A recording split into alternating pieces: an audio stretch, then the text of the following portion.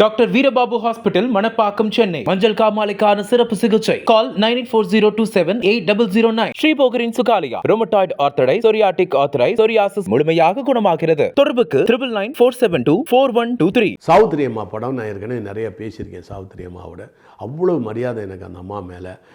எண்ணம், மனம், வாக்கு, காயம், எண்ணம், சொல், செயல் மூன்றுமே அவருக்கு வந்து சுத்தம்.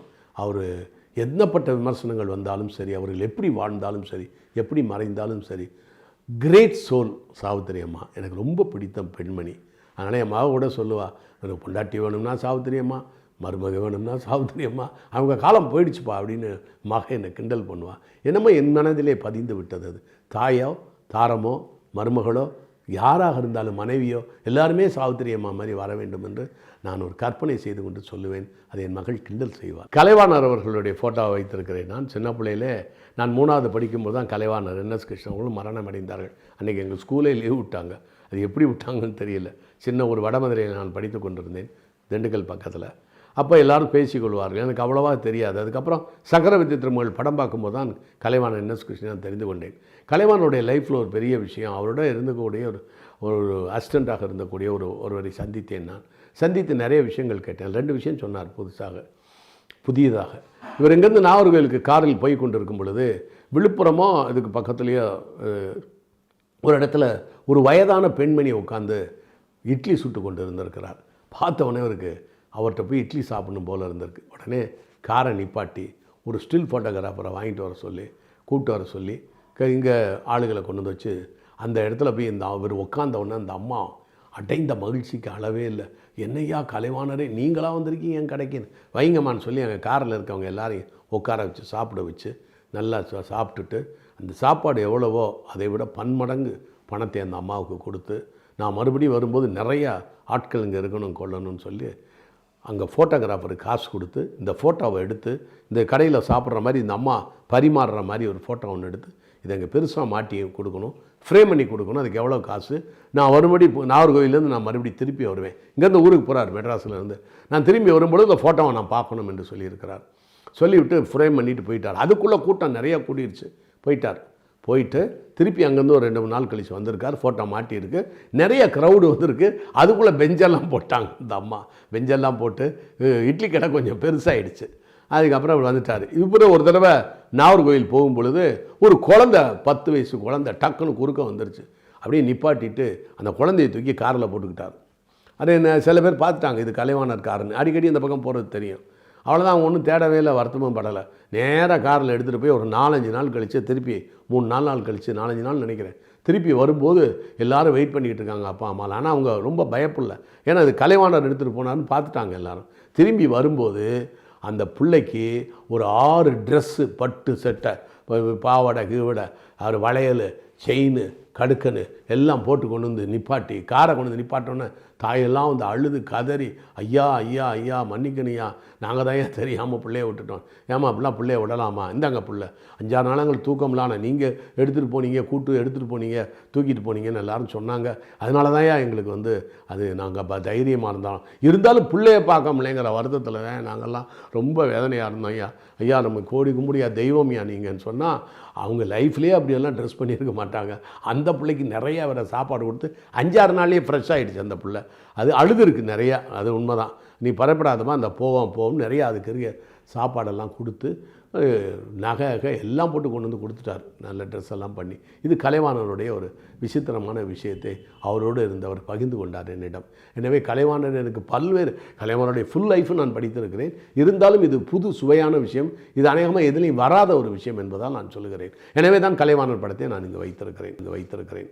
தாமஸ் ஆல்வா எடிசனும் ஜார்ஜ் ஈஸ்ட்மன் 2 பேர் எடுத்த ஒரு ஃபோட்டோவை நான் வைத்திருக்கிறேன். ஏன்னா நமக்கு வந்து நம்முடைய தொழிலுக்கு இன்றைக்கு நான் இவ்வளோ தூரம் யூடியூப்லாம் பேசுகிறேன், எல்லாருக்கும் தெரிந்தவனாக இருக்கிறேன், புகழும் பணமும் எல்லாமே சம்பாதித்தேன் அப்படின்னு சொன்னால் அதற்கு அவர்கள் தான் அடித்தளமிட்டவர்கள்.